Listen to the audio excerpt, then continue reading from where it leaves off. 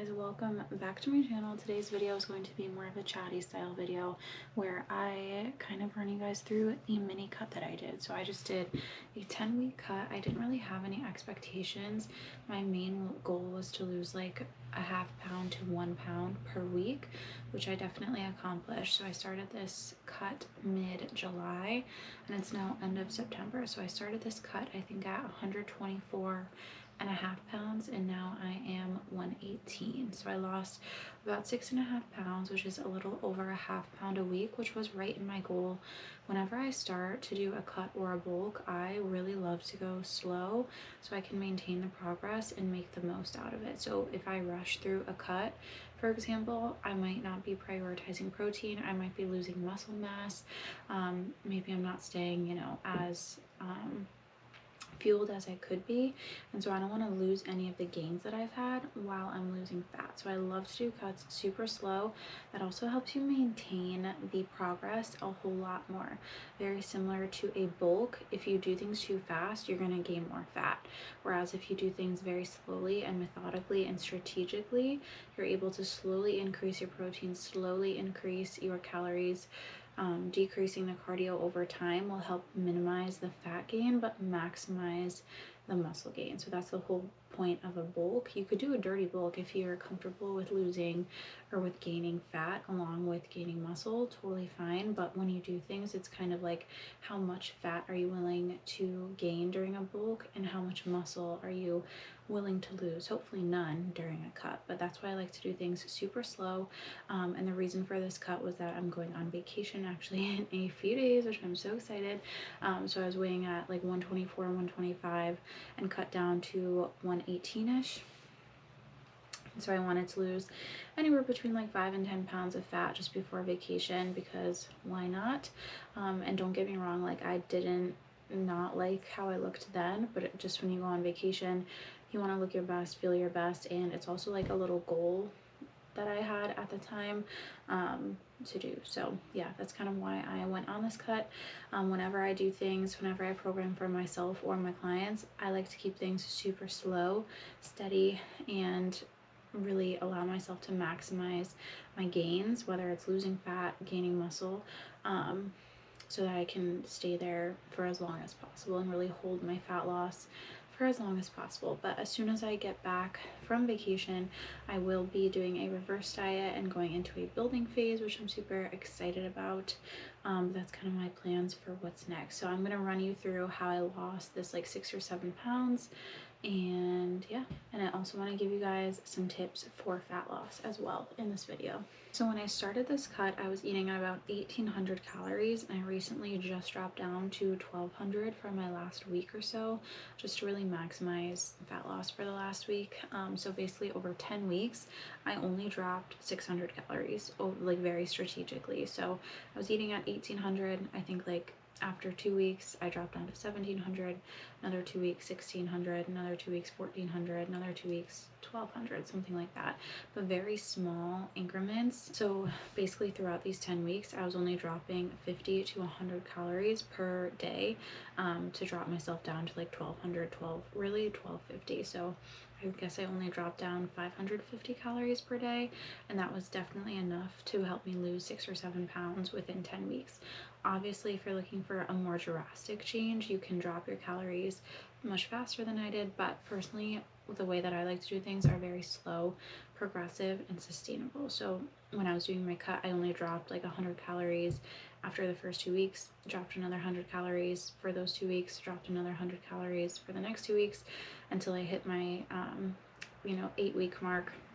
I was basically 400 calories down. So started at 1,800, slowly and strategically dropped down to 1,250. So I didn't just jump from 1,800 to 1,250 because that would have likely led to a plateau.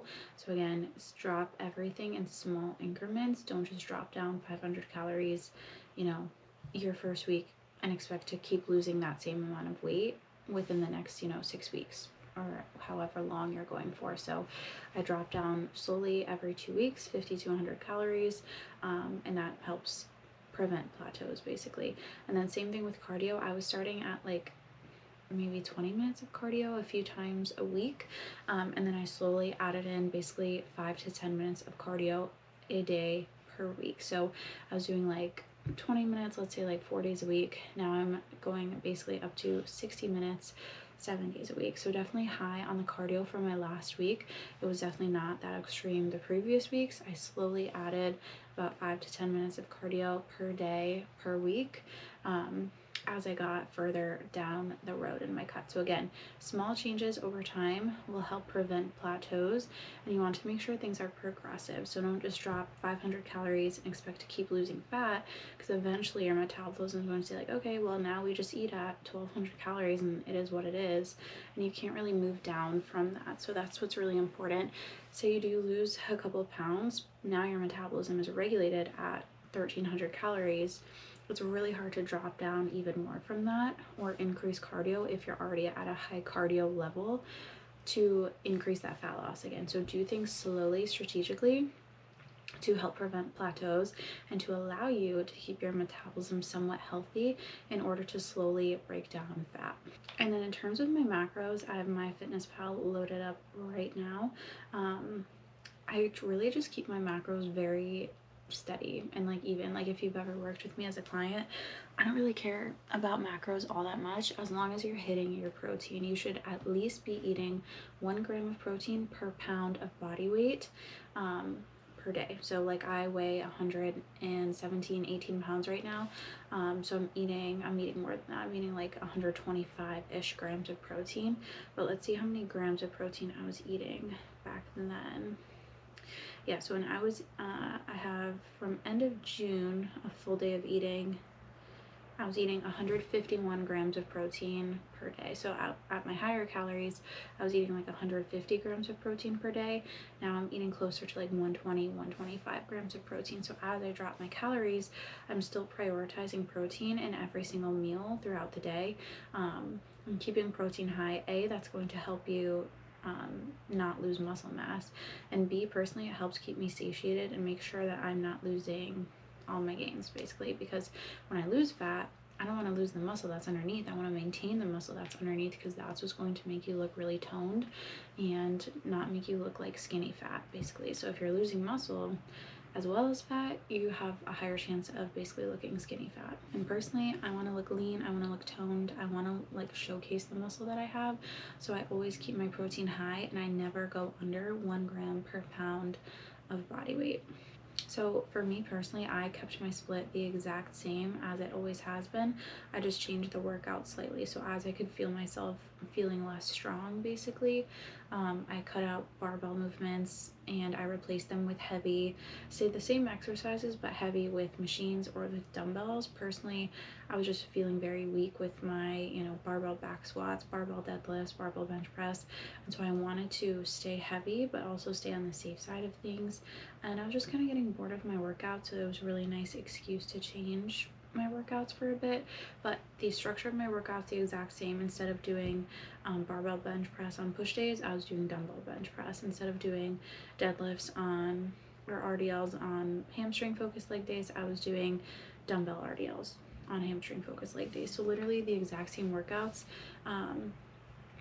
just a little bit later, especially as I felt myself decreasing in strength. But I kept pushing myself, kept things super heavy. I did not change my workout split at all. I wasn't now suddenly doing only cardio. I kept my strength training as high as I could for as long as I could, and then slowly dropped down to doing lesser weight if I was feeling like very depleted, which I do honestly by the end of this last week. Definitely feeling depleted, definitely looking forward to turning up the weights. Basically, when I get back, I'm really excited to start hitting barbell squats again, start hitting barbell deadlifts again, everything like that. So workouts, I kept strength training high, and I slowly just added cardio. And then I also wanted this to be like sustainable in my life. So I did have a few things going on this summer. So like for example, my boyfriend and I just went to the Big E last week, I think. I knew that I was going to go to the Big E, and I also knew that I was going to have whatever I wanted for the most part. Obviously, like just being from a health and fitness perspective, you know that like, you can have what you want in moderation. So I didn't go crazy or anything. I had like French fries, I think like a slice of pizza, an apple cider donut. So I basically had like a little bit of whatever I wanted, but it wasn't like anything crazy. We also walked a whole lot that day, but I knew like little events like this that I wanted to do throughout the summer and the beginning of fall were going to be involved. So I played out my calories accordingly. So instead of, you know, not eating the whole day before, I would just manage my calories to give myself a little bit of extra room the day that we went to the Big E, right? So I knew I would basically cut down my portions to allow myself to have the same amount of calories for the most part, maybe a little bit extra, but that's totally fine because life happens and you shouldn't, you know, live your life based on your calories and your MyFitnessPal. But I basically just rearranged calories depending on what we were doing that day. If we had something going on, I knew that I was going to have an apple cider donut, or I knew that I was going to have like a couple beers at the Big E. Also had those, so good. My favorite with like the sugar rim, oh my god, my favorite thing ever. I would just played around with my calories for the day to make it as close to a perfect day as possible, you know, like a perfect regular day that I was doing the day before or the day after. And then again, the day after, I didn't just like not eat because I just ate some extra calories the day before. I very strategically started just eating my normal again, like literally no changes the day before, the day after, to try and compensate the calories. I just made, you know, little changes to try and adjust that day to be as close to a normal day as possible. So while like the plans that we have were sometimes challenges, I kind of just made my way around them very strategically. I didn't like punish myself with extra cardio the day after, the day before, the day of, and I didn't punish myself by eating less the following day or anything like that. But another challenge that I have, definitely cravings. Like this past week, I have the most insane sugar cravings. But I will say one good thing about doing a cut is you realize when you're actually hungry versus when you're just like bored and want to eat. So that's awesome. You can really listen to your hunger cues and be like, okay, am I really hungry right now? Or do I just want to eat? So while I only lost like 6 or 7 pounds through this 10-week process, I feel so much leaner, and like my waist just feels so much tighter and my muscles look so much more toned. So I was super happy with the results. I wasn't going for anything crazy, obviously. Anywhere between like 5 and 10 pounds I'd be happy with, and that's exactly where it was. So it wasn't only about like the number on the scale. It was like, okay, how do I feel? How am I going to look on vacation, on the beach in a bikini? You know what I mean? And so like I feel, and people have like come up to me within the past few weeks, past like month, and be like, you've lost so much weight, like da da da da.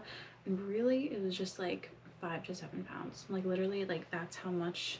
Luckily, making a big difference, doing things methodically and strategically, and keeping your metabolism healthy over time, like 5 pounds does make a visible difference. So don't get focused on a number before you start your weight loss journey or your fat loss phase, whatever you're doing right now. Or once you get into it, don't be like, I want to lose 10 pounds when you don't even know how you're going to look 10 pounds later. You might lose 5 pounds and be like, oh my gosh, I look so much different.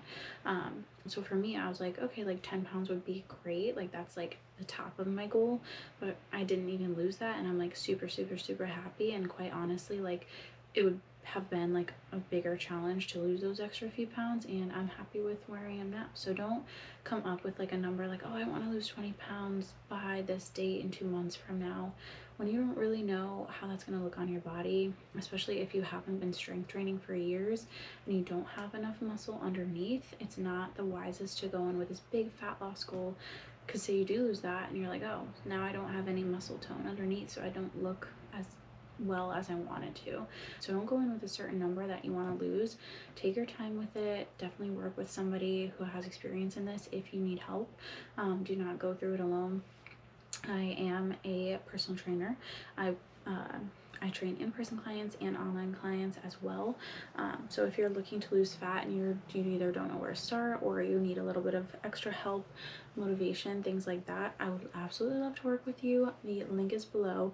You guys can also check out my strength training programs and my Lift with Sid program. You can literally copy all my workouts, they're all down there.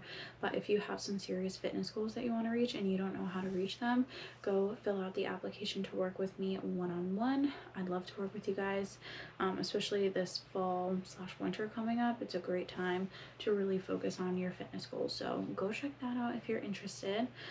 Let's see, what else do I have to talk about? All right, so I'm going to get into my tip section. So I'm going to give you guys 4 or 5 tips that I have for fat loss. I already alluded to the biggest one: go slow. Do not go into this, you know, drastically cutting 500 plus calories.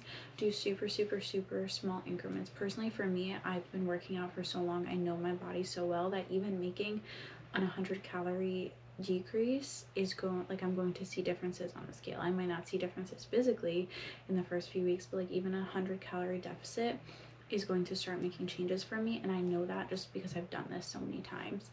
So don't go in making a big drastic chunk. Definitely get to know your body a little bit better, right? So know how many calories that you're approximately eating before you go into a deficit, because say like you think that you're eating 2,000 calories, but really you're eating 2,500. The way that you start your cut is going to be, you're going to have a different idea of where you're truly at the start. You need to be realistic. Give yourself some time to really understand your nutrition, understand how you eat, how much you eat, when you prefer to eat before going into a cut, and do things in very small increments. So lower your calories very slowly. And again, you want this to be manageable and you want it to be sustainable. Say you drop from 2,000 calories to 1,500 calories really quick, but after like a week, you're gonna be hungry, you're gonna be moody, you're not gonna be able to sustain that. You're not gonna be able to sustain this fat loss. You're not gonna hit your goals, so it needs to be slow and sustainable. Tip number 2, again, as I kind of pointed out before, prioritize protein. You need to be eating at least 1 gram per pound of body weight. So again, even at my lowest calories, I was eating a couple grams of protein more than what I weigh, just to make sure that I'm not losing muscle mass if possible. You know, really minimizing muscle loss while maximizing fat gain. Not only is that going to make you look better and more lean and you're toned, and your muscles are just going to look better once you do lose that fat, but personally for me, a high protein diet helps me stay really satiated. So make sure you're prioritizing your protein, getting at least 1 gram per pound when you're at your lowest calories. And again, that also comes with understanding your nutrition a little bit. So before I really do a cut with a client, or even during my challenges if you've done them, the first week will be like checking in with yourself, tracking your calories, seeing how much protein you're currently eating, see how many calories you're currently eating, and then create a deficit from there. And then understand that cardio is a tool for fat loss, but prioritize your nutrition. So prioritize that calorie deficit and then add cardio as you go to prevent plateaus. So you can easily lose fat in a calorie deficit, but once it starts to get a little more challenging for you, that's when you should be increasing or adding more cardio during your cut phase. So don't try to just do more cardio right from the get-go. Focus on your nutrition, focus on sticking to that calorie deficit. Again, it needs to be manageable. You know, don't jump down super fast in a calorie deficit, because then you're going to be there for the next 8 weeks or something, and you're not going to be able to sustain it as well. So keep your diet consistent, focus on your diet for fat loss, and visualize cardio as a tool to help you progress later in your fat loss phase, once you start to plateau, it starts to get a little harder. And then tip number 4, do not fall into the all or nothing cycle. So the all or nothing cycle is like, if I'm not perfect, then I should just throw away my progress and throw away this idea of trying to lose fat. So do not think about perfection, think about being flexible and being sustainable. So for me personally, like, I knew I had plans to, you know, go to the Big E this past weekend, or, you know, go out to this bar that I wanted to try a couple weeks ago. I knew that was going to happen. I'm still going to live my life and do all the fun plans that I have planned with my friends, my boyfriend, whatever, but kind of work around that and be strategic. So I'm still enjoying myself and doing the things that I love to do while also losing fat. So it's important to be flexible and also to look at this as like, I'm still gonna enjoy my life. This isn't a punishment. This is not, say I mess up one day, I go out with my friends, I'm not gonna just throw away this whole dieting phase. I'm gonna just bounce back and get right back on track the next day. Do not jump into that all or nothing mindset, or else it can really mess up your progress. So you should still enjoy yourself, live your life, but understand and learn how to prioritize your fitness goals when you're still doing the things that you want to do. Be able to say no to some things while also doing the things that you want to do, because by doing the fun things that you want to do, you're going to stay mentally focused and mentally, you know, good for this cut basically. Whereas if you restrict yourself for too long and too, you know, drastically, you're going to be more likely to probably fail, because if you mess up, you're like, oh my gosh, I just screwed up the past 2 days or yesterday, I should just throw away my progress. No, incorporate things that you do like to do. So allow yourself to have, you know, one day where you do something fun for yourself, go out to dinner for a birthday celebration, but just be mindful of what you eat, how much you drink, and incorporate that into your plan the day before. So I guess along with this tip, plan your meals out beforehand. Personally, I meal prep, so I eat the exact same foods every single day for the past 10 weeks. I just decrease the portions accordingly depending on how much I'm decreasing my calories. So I'm literally eating the exact same things, just decreasing the calories. Personally, that's what works for me.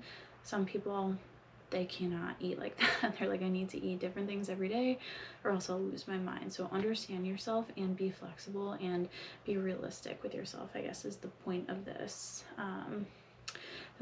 tip. And do not jump into that all or nothing cycle. And then the last tip that I'm going to leave you guys with, track your progress in multiple ways. So a lot of people, when they start a fat loss phase, they're so focused on the scale. They don't even think about what they're gonna look like afterwards. They're just like, I wanna lose 20 pounds. I wanna lose X amount of weight. Whereas, like I mentioned, like, you don't know how you look 20 pounds leaner. You might think that you looking 20 pounds leaner is really what you look like 10 pounds leaner, which is amazing. So don't go in with like a certain number, and track your progress in multiple ways. So yes, use the scale, of course, but be mindful that taking progress pictures and measurements of your body is also just as important as of a tool that you can use. So personally for me, like, yeah, the scale only went down 6-7 pounds, but I look totally different in my progress picture. So that's primarily how I'm measuring my progress, not just the scale. Yes, of course the scale is important to see like exactly how much you lost, but go by progress pictures primarily, or go by, if you like to measure your body stats, you can do that as well. Definitely take progress pictures, so when you look back and be like, oh, this is what I look like 10 pounds leaner, like, that's amazing. Where can I go from here? You know, if that's what if you feel really good at that goal, where do you go from here? So I love taking progress pictures. I think everybody should do it, regardless of whether you're building muscle or losing fat. Definitely take progress pictures, and try not to rely on the scale for your overall progress too much.